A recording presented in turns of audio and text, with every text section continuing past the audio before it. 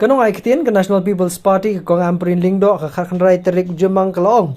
Pa kamram jok sarkar kelong ban ikran ya ke roster system kumala bathat ke High Court bat kamlong ke badai ban le palati kata. Kelong ru baka don kam ban penti kena badai ban don ke roster ke babiang khnang ban yadai ke jing mentoy jong baro kinong song snong hakajela. Members of a particular party abstained from even coming to the meeting, and in fact, this is something which we must set in order.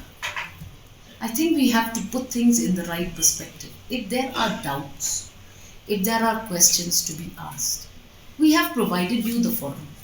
Kelong susu bak sarkar MDA ke baar kala khot ye baro exercise perthai banwan ra akimat jongki halok roster shaka committee badang 2000.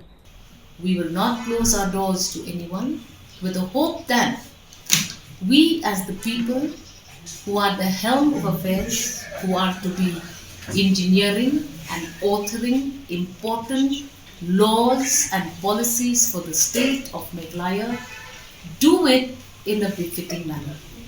I once again invite all political parties to come forward. Kong bala Thaw yakani committee ban sngap ikijing kali lani kimat ki bamshai ka bakinu ginu ki sengsta prathai ki don ki bala ban punpulom mi kijing pentri kam yakani ka policy. Let us not hit the streets, because the street is not where we make laws. This committee now has been constituted to still attend to any query or any uncertain point that any political party feels that will jeopardize